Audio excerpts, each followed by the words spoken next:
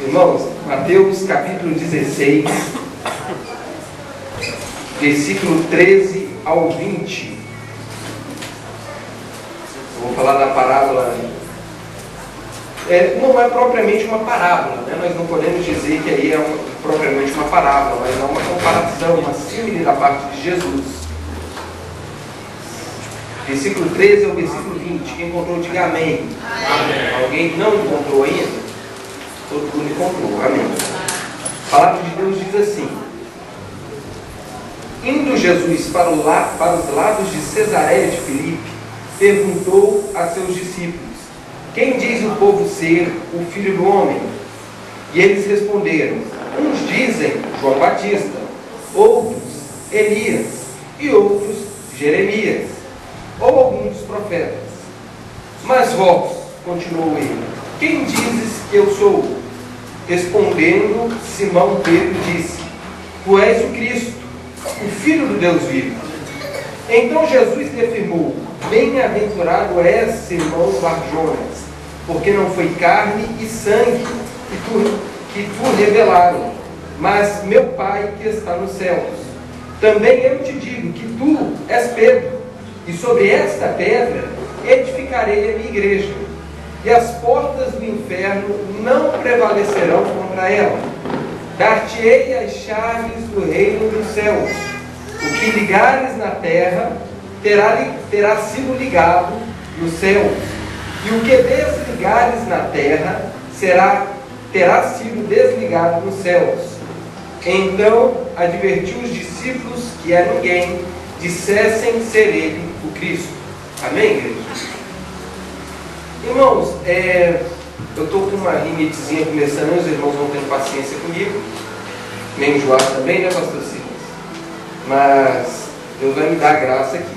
O título da minha Bíblia, ela vai trazer assim: a confissão de Pedro. Tem mais alguma Bíblia assim? Confissão de Pedro, ou outras Bíblias aí também, né? Qual é o contexto para essa confissão de Pedro? O contexto histórico. O contexto, irmãos, do início do capítulo 16, vocês vão ver que os fariseus e os saduceus, eles pedem um sinal do céu para Jesus. Um sinal do céu confirmando o ministério e a pessoa de Jesus. E Jesus, ele fala do sinal dos tempos, né? Você olha para uma nuvem, você sabe que vai chover. Então você vai prevendo ali o tempo de acordo com as nuvens, etc. E o que Jesus fala? Vocês não querem crer de má vontade, porque vocês estão vendo sinais sendo operados, vocês estão vendo o que Deus está fazendo através da minha vida, enquanto homem, vocês não querem crer. Então Jesus vem num segundo discurso e começa a falar no momento que havia faltado pão ali no ministério de Jesus. Os discípulos tinham se esquecido de passar na padaria e não estavam sem pão, e Jesus pegou esse gancho e começou a falar do fermento dos fariseus e dos saduceus, e começou a criticar o ensino dos mesmos. E logo em seguida, Jesus, pegando o gancho desses dois trechos, dessa perícope, dessa parte do texto das Escrituras, Jesus vai começar a perguntar aos 12, em particular: quem estão dizendo que eu sou? E aí eles começam a falar: uns dizem que o Senhor é João Batista, outros dizem que o Senhor é o profeta Elias, e está predito que voltaria, outros dizem que é Jeremias ou algum dos profetas. E aí nós já teríamos um grande problema só nessa afirmação, né, pastor Silas? Mas depois o pastor Silas vai trazer isso aqui num estudo destrinchado para nós. Mas o importante é nós entendermos o contexto da afirmação de Pedro. Pedro vai fazer uma afirmação a respeito de Jesus, da pessoa de Jesus, identificando ele como Messias, identificando ele como Cristo, o rei prometido da linhagem de Davi, que haveria de governar Israel. Identificando esse Messias, esse Cristo, essa figura que está prometida lá nos profetas, é uma figura que ela passa da humanidade, pastor Silas. Há algo de glorioso nessa pessoa. Os textos proféticos, eles têm uma segunda conotação, não é um homem comum. E Simão Pedro, não da sua opinião, mas da revelação da parte de Deus, Ele tem um feedback, ele fala que ele é quem? Tu és o Messias, tu és o Cristo, o Filho de Deus vivo. E ele tem essa percepção da parte de Deus. Esse é o contexto. E a primeira lição, igreja, que eu tiro já no versículo 13, eu gostaria que a igreja permanecesse com a Bíblia aberta, que nós vamos estar o tempo todo utilizando a Bíblia. No versículo 13, eu tiro o primeiro ensinamento do texto, pastor Silas. Diz que indo Jesus para o lado de Cesareia de quem? Filipe. Mateus, qual que é a primeira lição que está aí? A primeira lição que eu percebo aqui, igreja, é que Deus ele tem a sua multiforme graça de agir. Deus ele age do jeito que ele quer, pastor Silas. Irmãos, vocês sabem por que Deus ele age do jeito que ele quer? Porque uma revelação, o judeu ele cria na revelação. O judeu ele cria nos profetas. Os judeus eles criam ali nos poetas inspirados ali nos salmos. Eles criam até mesmo nas narrativas inspiradas, mamãe. Os judeus eles criam isso. Mas você falar que alguém está tendo revelação num território pagão, onde havia ali locais de culto pagões, ali havia bosques pagões de Roma, havia ali um local que tinha um culto ao imperador César. Você falar para um judeu, um bom judeu, que Deus havia se revelado naquele local, era heresia. Igual o pastor Júnior aqui um pouquinho antes do culto.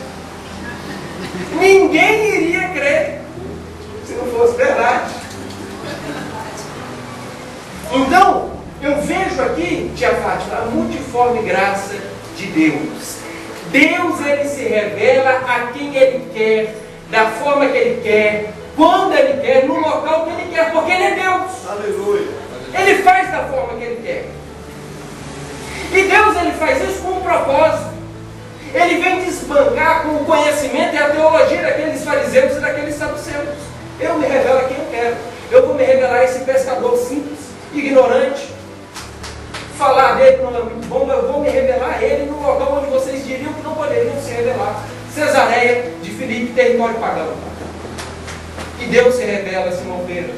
Porque Deus faz da forma que ele quer, a igreja. Irmãos, na história de Moisés, quando você olha para Moisés, o que o faraó tentou fazer? Eu vou matar as crianças, eu vou matar os bebês, eu vou matar os meninos, para que esse povo não cresça. O que Deus faz? Deus pega um desses meninos, que o faraó está mandando matar, e utiliza para futuramente derrubar o Egito. Aí o Egito, que cria em várias divindades e vários deuses, e é Deus sapo, é Deus rã, é Deus sol, é Deus isso, é Deus aquilo. Deus utiliza cada um dos 10 eventos ali, das 10 pragas, para humilhar as 10 divindades do Egito. Por quê? Porque esse Deus tem uma multiforme graça de agir. Aleluia. No contexto judaico, quando você vai para as escrituras do Antigo Testamento, você vê que é uma cultura patriarcal, patrilocal, patrilinear.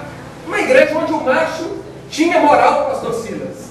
E Deus, para desbancar os homens e o conhecimento e a sabedoria dos homens, Deus levanta uma juíza. Deus faz da forma que quer, pastor Silas. Um contexto onde ele se incriminava a mulher e os gentios, Deus utiliza não só uma mulher para aparecer na genealogia do grande rei Jesus, Aleluia. mas ele utiliza também uma ex-prostituta, uma ex-meretriz.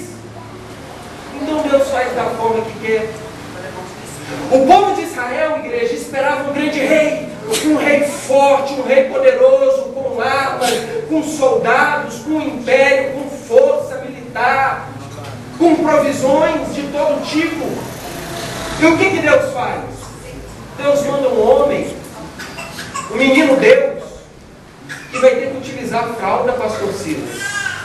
O Deus encarnado, o nosso Deus utilizou fralda. Né, pastor Júnior? Está trocando muita fralda aí? Tá nada, né, Rafael? Mas por que Deus faz isso? Porque Ele tem a multiforme graça dele. Ele faz do jeito que Ele quer. Aleluia. E Ele se revela na fraqueza. O povo de Israel está esperando poder, está esperando força, está esperando uma provisão do céu. E vem o Deus menino, de fralda. E nasce numa manjedoura, numa família pobre. Vai ser trabalhador braçal, não vai ser nenhum filhinho de papai, não vai ser criado por vó, nem a leite com pera. É trabalhador braçal, corta a tora de madeira, pastor Silas, e vai trabalhar junto com o pai. Que Deus é esse? Que realeza que há neste homem? Porque Deus tem a sua multiforme graça de agir, e Ele faz da forma que Ele quer. Irmãos, olha que coisa linda que o texto aponta para nós. Deus se revela onde Ele quer. Cesareia de Filipe, é aqui que eu vou revelar. Eu gosto muito de um texto. Eu gosto de falar da minha sogra, né? Ela está ali.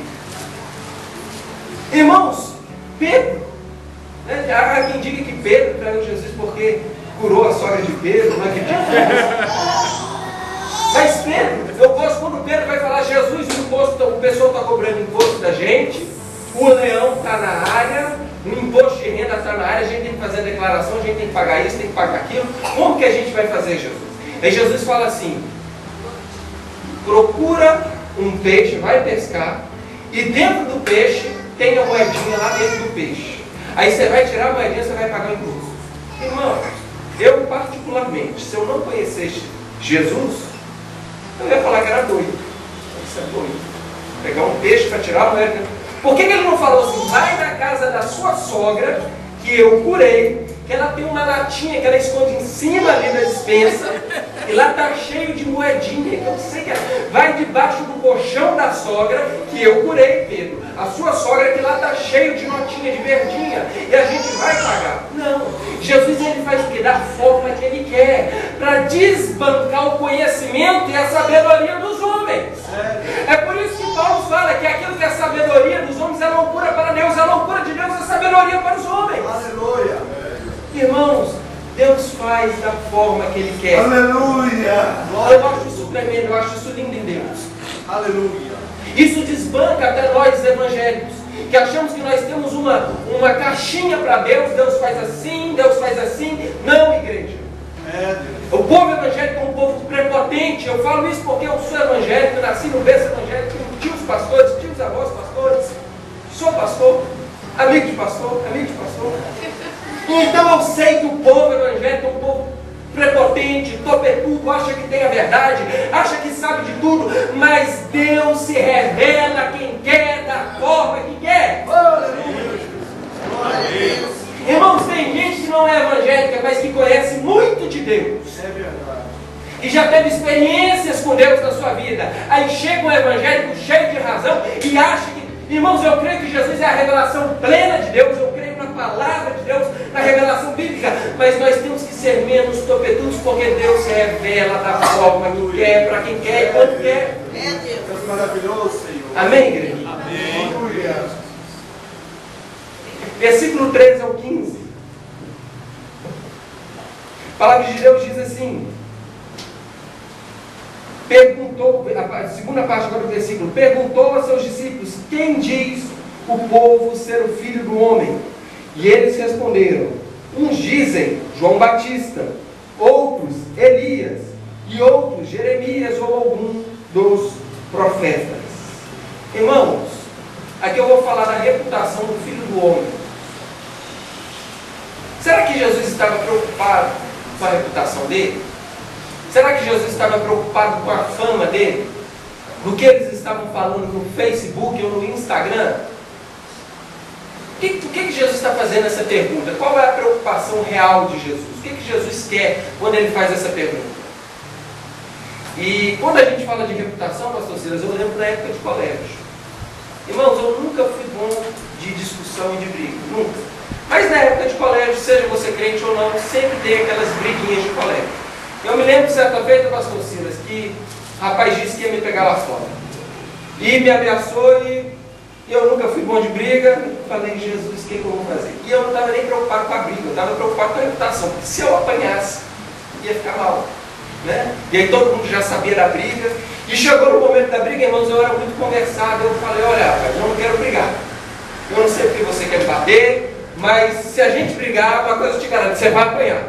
Aí o menino assustou, eu fui com coragem, irmão, mas tremendo igual uma vara verde nas pernas.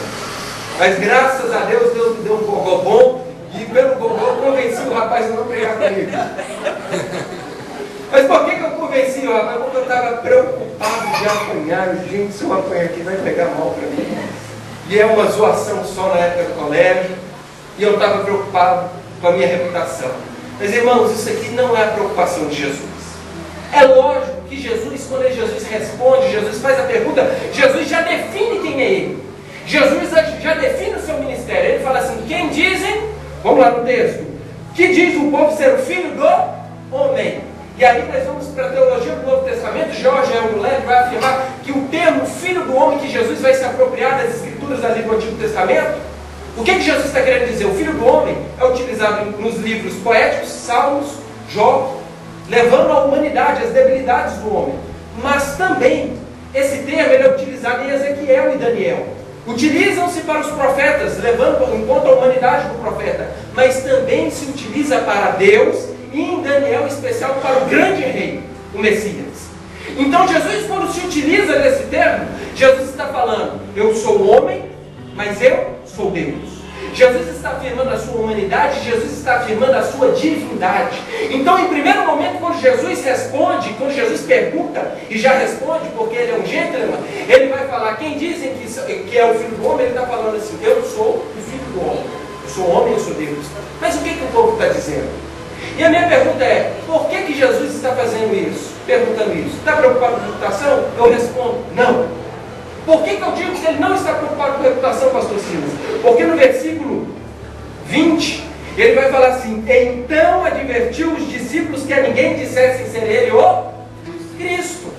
Ele não está preocupado com a fama dele, igreja.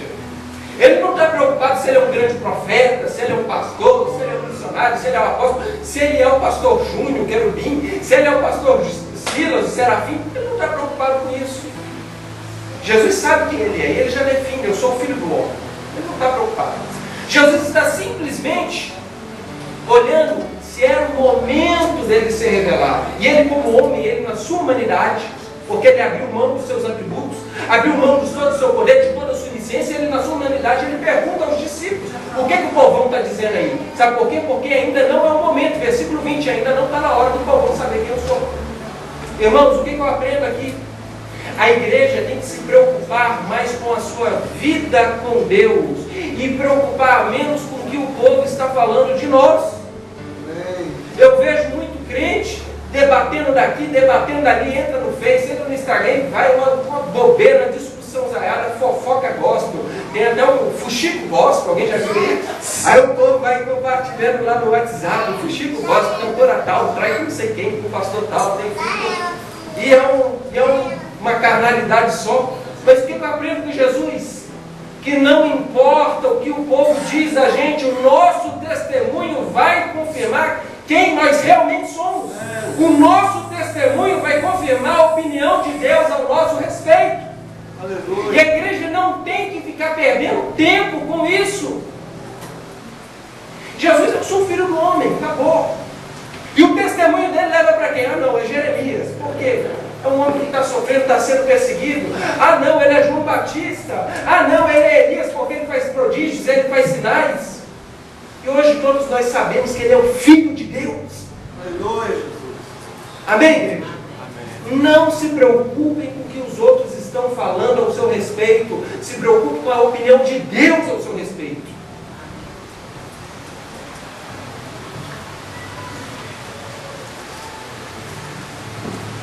Versículo 16 ao 17. Respondendo Simão Pedro, disse: Tu és o Cristo, o Filho do Deus vivo. Então Jesus lhe afirmou: Bem-aventurado és, Simão Barjonas, filho de Jonas, porque não foi carne e sangue que te revelaram, mas meu Pai que está nos céus. Amém, igreja? Então aqui eu faço uma terceira e uma quarta consideração seguidas. A terceira consideração é: nós devemos fazer distinção entre revelação e opinião. Nós devemos fazer distinção, pastor Silas, entre graça e mérito, entre graça e obras. Na época de colégio, irmãos, gosto de pegar minha época de colégio. Na época de colégio sempre tinha aquela turma que não fazia o trabalho da escola. Sempre tem lá na sua turma, jovens, tem todo mundo aí.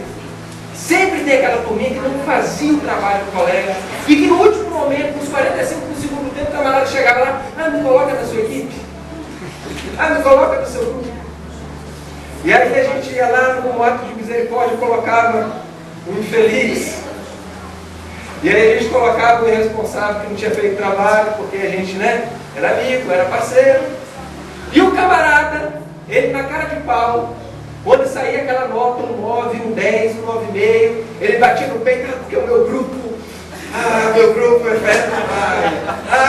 Meu grupo é nota 10, e zoava os que tinham tirado, vocês são burros. E o camarada, ele não tinha feito nada, ele não tinha apresentado, ele não tinha feito trabalho, porque tinha turma que apresentava, tinha turma que redigia o trabalho, tinha uns outros que faziam a maquete, mas tinha, e quem não fazia a maquete, fazia o trabalho, escrevia o trabalho, não apresentava. Então o professor deduzia que ele tinha feito alguma coisa, mas não tinha feito nada, e se gabava, e batia no peito. Irmãos, o que está acontecendo aqui no texto? Pedro é esse aluno. O Pedrão, por um momento, ele vai achar que é ele que teve a revelação, que é a opinião dele, que não é revelação. Ele está achando que é a obra dele, que não é graça de Deus. Mateus, como assim? Olha um pouquinho adiante, olha o trecho a seguir, o texto a seguir. Você vai ver que Pedro, ele empolga e começa a dar conselho para Jesus do que deveria fazer. Quando Jesus fala assim, o Filho do Homem tem que ser crucificado, o Filho do Homem vai sofrer, o Filho do Homem não vai ter beleza alguma, o Filho do Homem vai para o madeiro. Aí Pedro fala assim, não, Jesus, para com isso. Eu vou dizer para o Senhor, e agora já estou conjecturando, irmãos. Eu vou dizer para o Senhor, eu sou Pedro, eu não sei se o Senhor se lembra, mas o seu pai, papai do céu, me revelou. Eu vou dizer aqui para o Senhor, não vá uma bobeira dessa, não fica pensando pior, não, tenha pensamentos positivos de Jesus. O Senhor é o grande rei, para com isso. E qual que é a palavra de Jesus para Pedro? Para trás de mim, Satanás. Pois não cogita as coisas de Deus, cogita as coisas dos homens. Agora Pedro sai da revelação e da graça de Deus e Pedro começa a se utilizar da razão, da sua própria força no braço, do seu intelecto, daquilo que ele achava. Irmãos, nós temos que estar dependentes da graça, da revelação de Deus. E Pedro não entendeu isso. E a minha pergunta agora para a igreja é, a quarta consideração que eu falei que era seguida da terceira. Se Pedro não entende, pastor Silas, questão de revelação e opinião, graça e obras, agora nós temos uma segunda pergunta para o Pedrão aqui, e eu pergunto para a igreja. Que tipo de pedra você é na obra de Deus? Porque no versículo 18 nós temos uma afirmação polêmica, que eu podia chamar aqui o pastor Júnior ou o pastor Silas para me ajudar. No versículo 18, Jesus vai falar para Pedro, também eu te digo, que tu és Pedro, e sobre esta pedra edificarei a minha igreja. E aí nós vamos ter uma série de afirmações aqui a respeito disso, E não teria tanto problema essa afirmação aqui, pastor Silas, se a igreja católica, apostólica românica, não se utilizasse dela para validar o papado. Pedro é o primeiro papa, e validar o papado e falar que o papa não erra e tal. Se não fosse o excesso da igreja católica, nós não teríamos problema com essa passagem. Então, a partir daí, os protestantes vieram com uma série de possibilidades de interpretações. Nós temos um problema aqui nesse trecho. E nós temos a possibilidade, por exemplo, de dizer que a pedra, quem é a pedra? A pedra é a confissão de Pedro. Primeira possibilidade. Uma segunda possibilidade, não, a pedra é a própria pessoa de Jesus. E nós temos uma terceira possibilidade, que Pedro, como representante dos apóstolos, é o fundamento da igreja. Ok? Vou trouxe só essas três possibilidades de interpretações. Primeira delas, eu não acho que seja suficiente o trocadilho que há entre Pedro e pedra. Eu acho que não é o suficiente ali no grego para afirmar isso, que é a afirmação de Jesus, que é a pedra. Então, eu também não acho que a segunda afirmação, pastor Silas, de que Jesus é a pedra, seja suficiente. Por quê?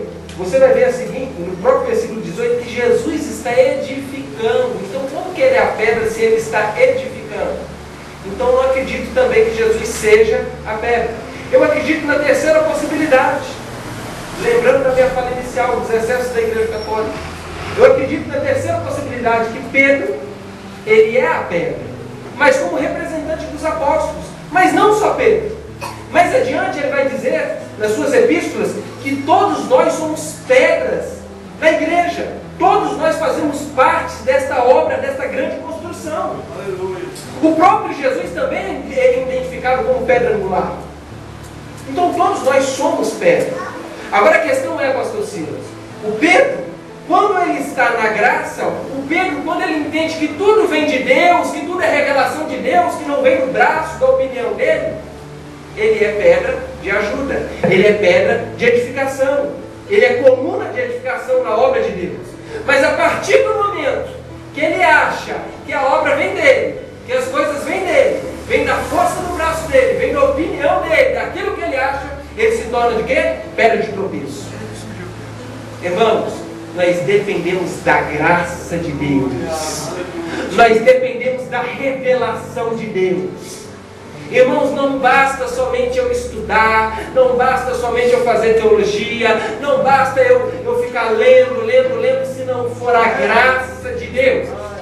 Irmãos, não basta você convidar uma pessoa para a igreja, não basta você servir um lanchinho aqui após a ceia, que é uma bênção que continue, né? Se quiser aumentar para mais cultos, amém. Não basta isso, tem que ter poder de Deus. Aleluia. Sem a graça, o poder de Deus, a igreja é fraca, a igreja não convence o pecador. É, Jesus. Irmãos, eu posso fazer curso de apologética, aí eu vou ler Frank Turek, eu vou ler Norman Geisler, eu vou ler as teologias sistemáticas, eu vou ler os filósofos, e eu vou ficar um tremendo de um cabeção, mas sabe quantos pecadores eu vou levar a Deus? Nenhum. É verdade. Porque é o poder do Espírito Santo.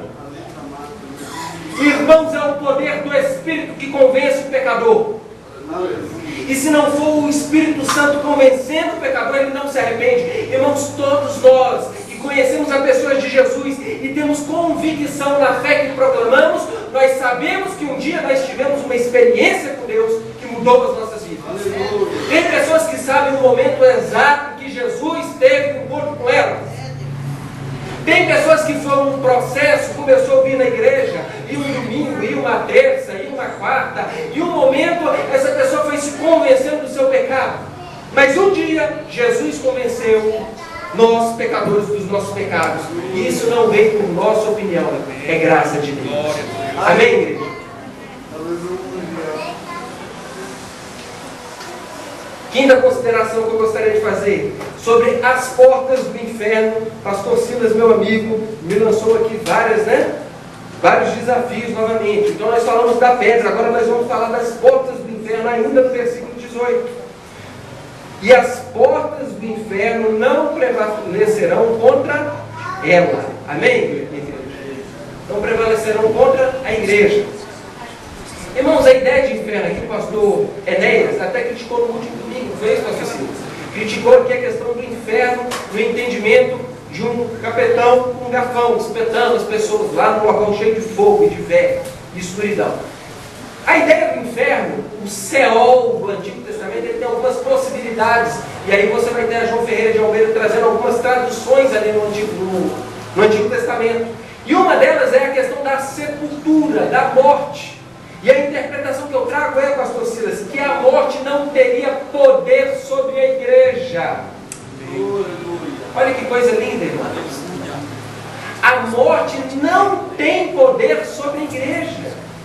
E a pergunta que eu faço para mim, a pergunta que eu faço para a igreja nessa noite, o que é que tem te impedido de ser igreja de Deus? Porque, irmãos, igreja, nós vamos ter duas definições para a igreja. A primeira delas está na questão etimológica da palavra.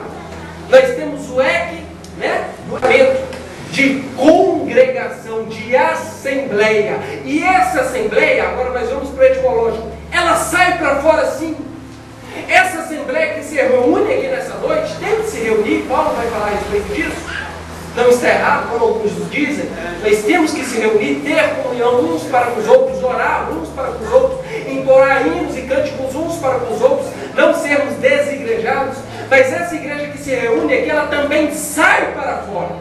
E o texto vai dizer que as portas inferno não prevalecerão contra a igreja.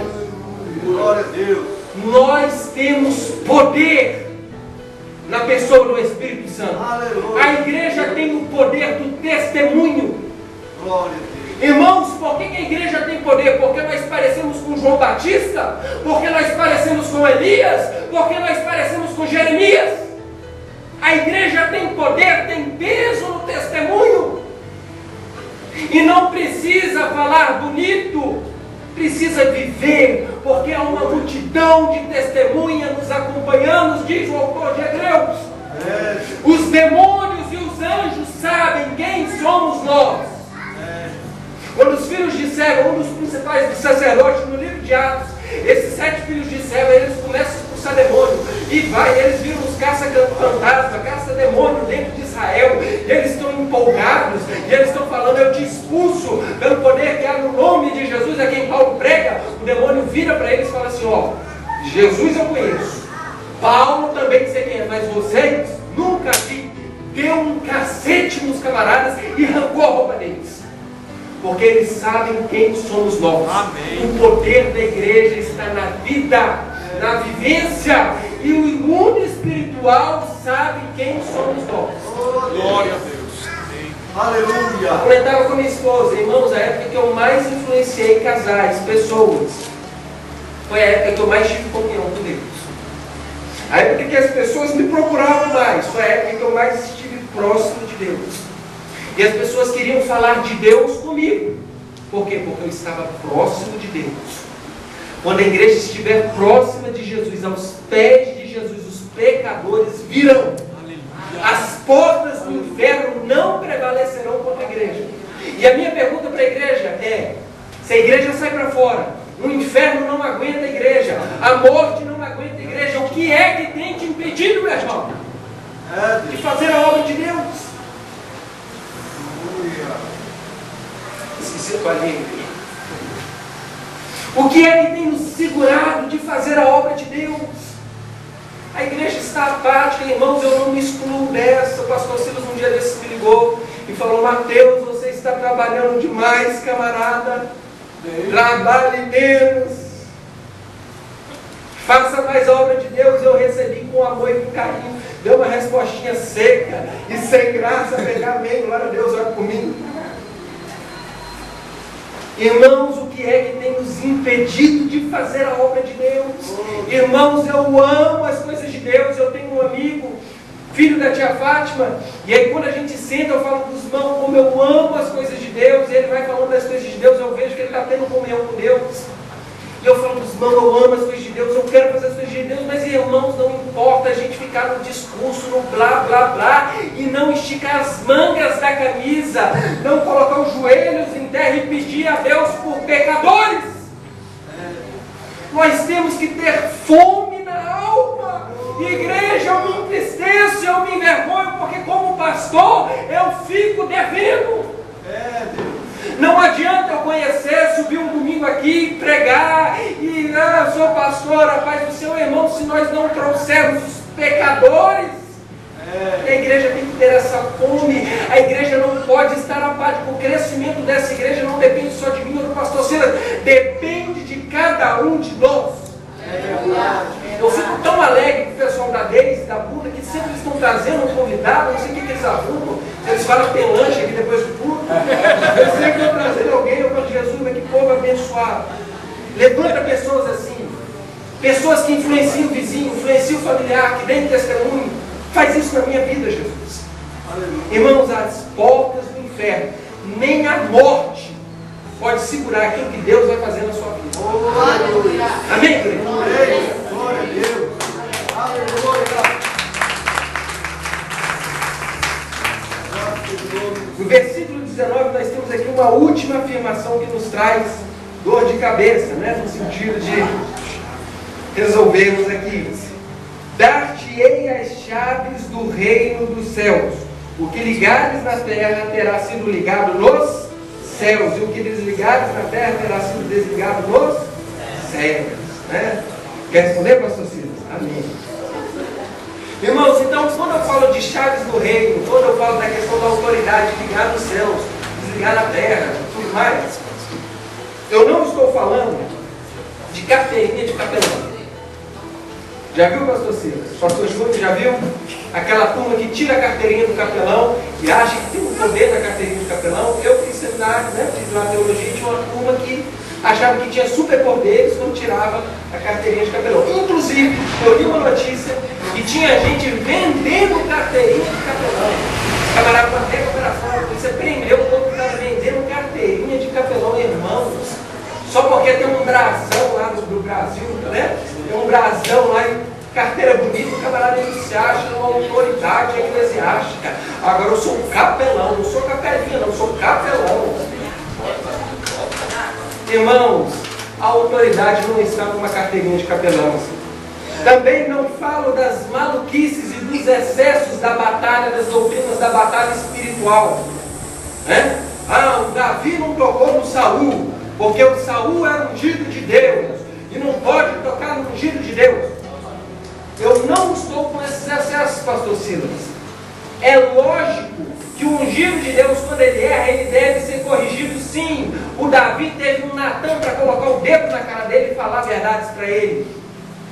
O Pedrão que a gente está falando aqui, esse pecador, ele estava lá e ele estava com os judeus, e aí ele estava se fazendo de judeu, ele teve um Paulão para chegar e colocar o dedo na cara dele e falar assim: Pedro, você está fazendo de judeu? Você está sendo duas caras, Pedro? Por quê? Porque eu não creio que a autoridade espiritual é passar a mão na cabeça de líderes que estão errados. Amém? A autoridade espiritual não é isso. Não é esse excesso dessas igrejas que estão cheias de superstição. Não toca o ungido do Senhor. Não fala do ungido do Senhor. Irmão, se eu estiver errando, se o pastor Silas estiver errando, se o pastor Júnior estiver errando, chegue e fale. Levante, irmão. Vamos fazer um conselho aqui. Vamos conversar. Quando eu cheguei na igreja do pastor Silas, o que eu fiz? Pastor Silas, como que é a forma de governo de igreja? Porque uma igreja que é governada por um homem só, se for só o pastor Silas aqui tomando as decisões, irmãos, por mais que eu amo o pastor Silas, eu não estava na igreja. Porque o pastor Silas é homem e ele pode errar. É quase um querubim e um serafim, a gente sabe disso. Mas ele pode errar. A Diana fala, né, Diana? Quase não erra, quase santo. Mas erra porque é homem. Eu também quase não erro. Amém? De vez em quando eu cometo um escorrego daquilo dali. Só desliza, né? Só desliza. Então, irmãos, todos nós somos pecadores. A autoridade espiritual não é colocar superpoderes, irmãos. A gente fala dos católicos. Que o católico é idólatra. Que não pode ter a virgem. Irmãos, e os nossos pastores, que nós concedemos superpoderes? Pastolatria. O pastor tal. O pastor Jorge Linhares, parece que tem um poder no nome do homem. Jorge, eu somos assim. Irmãos, isso aqui não é Neymar, não. Eu tirei uma selfie com o pastor Jorge, com o pastor Cocolombo da Lagoinha, o Márcio Baladão. Tirei uma foto com a Diana Baladinho. O povo vai se empolgando nessas coisas, mas a autoridade espiritual não é isso. Quem se preocupa com essas coisas é o povo lá de fora, o ímpio. Ele quer tirar foto com um jogador de futebol, ele quer tirar foto com um cantor, com a Simone e a Simária, né? E aí vai com The Voice Kids, com a Claudiana. A igreja não tem isso. A autoridade espiritual não é isso. Porque todos nós somos iguais aos olhos de Deus. E até mesmo Pedro, que a igreja católica fala que é o Papa, que não é, ele errou. Errou o tempo todo. Negou Jesus por causa da sogra. Amém, sogra? Todos nós erramos. Irmãos, mas nós não podemos ignorar o texto. Nós não podemos ignorar o texto. Há concedido, sim, autoridade aos representantes da igreja. E eu digo aqui, no primeiro momento, a igreja era uma só. Amém, igreja? Eu já estou finalizando. A igreja era uma só. E se a igreja era uma só, ela tinha um líder, o representante dos apóstolos, Pedro. E foi concedido, sim, poder de decisão a Pedro e aos outros 11 discípulos. Então havia um poder de decisão, sim. O que é ligado na terra é ligado nos céus, e o que é desligado na terra é desligado nos céus. É por isso que eu falo que você tem que saber onde você está. Irmãos, outros exemplos de autoridade nas escrituras. Tem gente que fala assim: não tem esse negócio não, é todo mundo igual. Não, quem está na concedido biblicamente nas Escrituras, porque essa autoridade não termina nos apóstolos, ela continua para com a igreja, tanto que Paulo vai dando conselho às igrejas, nas epístolas: repreender o irmão tal, notar o irmão tal, separa o irmão tal da comunhão, considera como gentil publicano. Quem está tomando as decisões? A liderança da igreja. Votai-o pela maioria. Está tendo um conselho, o povo está sentando, o povo está decidindo a respeito dos irmãos. Tito 1, 10 ao 14 vai dizer dos insubordinados. Sabe o que Paulo fala? Fazei-os calar. Jovens, fazei-os calar. Por quê? Porque Paulo ele tem autoridade sobre a igreja. Paulo está falando assim: tem um povo que está conversando uma abobrinha, cala a boca desse povo. Irmãos, imagina o pastor Silas que subiu um dia nervoso e fala assim: cala a boca do irmão tal aí que o irmão está falando bobeira. É isso que Paulo está falando. Por quê? Porque Paulo ele tinha autoridade concedida pelo próprio Jesus. Aleluia. 1 Coríntios 5. Aí as afirmações vão pesando, irmão Hélio.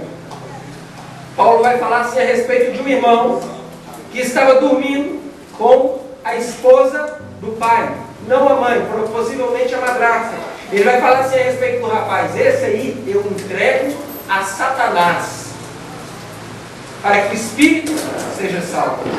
E, irmãos, imagina o pastor Júlio subir aqui um dia nervoso, virar para o irmão da igreja: ó, meu irmão, te entrego para o capeta, para Satanás, vai para Satanás, para ver se tem fogo de Satanás, deixa eu ver se o diabo te destrói, para ver se o espírito seja salvo.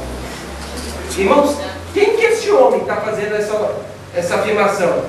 O maior doutrinador das Escrituras, o apóstolo Paulo. Ele está fazendo essa afirmação. Por quê? Porque ele sabe que a igreja tem poder de decisão, sim. E ele continua, depois ele fala em 1 Timóteo 1,20 de um tal de Hermineu e Alexandre, e ele fala que esse aí ele também entregou para o Satanás. Paulo era um pastor tranquilo, tranquilo. Tem um pastorzão igual o Paulo aqui, igreja, e encher logo. Eu entrego para o Satanás, e ele ia entregando o povo que estava dando problema para o Satanás. Uns ele mandava calar a boca. Por quê? Porque ele tem autoridade da parte do Senhor. Ele tem autoridade da parte do Senhor. E outra, ele não está errado. O problema é quando o pastor quer fazer calar e o pastor está errado. A autoridade está errada. Outra coisa é quando o irmão está dando problema, quando tem um problema dentro da igreja do Senhor. E aí Deus concedeu autoridade para a liderança votar, tomar decisões. Amém, igreja? Amém. João 20, 23, a última afirmação que eu vou fazer a respeito de autoridade. Irmãos, olha este texto: se de alguns perdoardes os pecados, serão perdoados; se retiveres, serão retidos. Irmãos, nós estamos falando de perdão de pecados. Quem pode perdoar pecados senão somente Deus? Sabe o que Jesus faz com os apóstolos? Concede possibilidade de perdão de pecados. Irmãos, olha, aí há quem diga: não, aquilo ali foi somente para os apóstolos. Eu creio que não, pastor Silas, eu creio no poder de decisão local da liderança. Irmãos, olha o peso que é você estar debaixo de uma liderança errada, uma liderança equivocada. Olha o poder de decisão doutrinária. E se nós decidimos a doutrina, nós decidimos a forma de prática, de fé, de regra de prática e fé da igreja. E há crente que fala assim: ah, não, eu não vou ficar na igreja tal, não, porque o louvor não é bom. Ah, a Diana desafinou hoje. Ah, não, a Deise batucou errado. Ah, não vou ficar na igreja não, porque o louvor está ruim, o Yuri desafinou. Né? O Yuri está matando o louvor. Não, está não. Irmãos, nós não escolhemos igreja pelo louvor. Nós não escolhemos igreja pelas cadeiras. Ah, não, essas cadeiras vermelhas são brega. Não, vermelho não. Só a blusa vermelha que passou que é bonito. Mas a cadeira foi feia. Irmãos, nós não escolhemos igreja por estrutura, por ar-condicionado, por salinha de criança. Ah, não tem salinha para minhas crianças. Ah, não tem louvor. Irmãos, a igreja não tinha nada. A igreja primitiva ia para debaixo da casa onde ficavam ali os corpos dos antepassados, e o povo se reunia lá, os catacúmenos, né? Quem vai batizar os catacúmenos, eles ficavam ali nas catacumbas, porque o Império Romano estava perseguindo, eles tinham que se esconder, fazer o culto. Então não tinha estrutura nenhuma, mas a igreja de Deus estava lá. Aleluia. Nós temos que ter consciência, porque não importa isso, não importa a estrutura, não importa o logo, não importa a cor da minha pele, a roupa que eu estou de terno, se eu estou de gravata, não importa isso, importa a doutrina. Primeira coisa, se a liderança observa a doutrina. Segunda coisa, se a liderança pratica a doutrina. Porque se for uma liderança frouxa, que não tem atitude com a igreja e não a pratica a doutrina, também não serve. Nós temos que ter a doutrina e praticar essa doutrina. Irmãos, esse deve ser o posicionamento da igreja. Pastor Silas, chamei o senhor, não chamei o senhor lá em casa. Pastor Silas, qual que é a forma de governo da igreja? Como que a igreja, porque eu já amo o pastor Silas desde 2007. Gosto do pastor Silas, gosto da sua família. A gente vê que é um testemunho de um homem dono. Mas não basta, tem que ter doutrina. Pastor Silas, como funciona a igreja? O pastor Silas pegou o estatuto da igreja, sentou comigo, me apresentou. Oramos e viemos para a igreja. Igreja, nós temos que saber o nosso posicionamento dentro do corpo de Cristo, porque você é pedra e Deus conta com você. Amém, igreja? Irmãos, é a terceira e última consideração que eu faço a respeito das chaves. Não somente a forma que nós devemos escolher, saber que tem sim uma questão da autoridade sobre a liderança. Mas a terceira e última consideração: tome cuidado para que você não faça parte de um corpo doente. Tome cuidado para que você não seja uma pedra de tropeço. Porque o que acontece hoje, igreja? Se o pastor Silas ele utiliza da autoridade, se o pastor Silas ele utiliza da autoridade dada pelas escrituras, o que o irmão faz? Sai da igreja. Por quê? Porque tem ali na esquina, tem outra igreja. Se aquela lá me corrigir também, pastor Silas, tem mais duas ali que eu passei e vi. Tem uma ali na esquina de baixo, eu nunca vi tanta igreja de Providência. E se aquelas duas dali não dá, tem uma bem ali que é maior, inclusive, igual um pãozão grande, irmãos. Eu vou para lá. E se ela me corrigir, eu vou passando de igreja em igreja.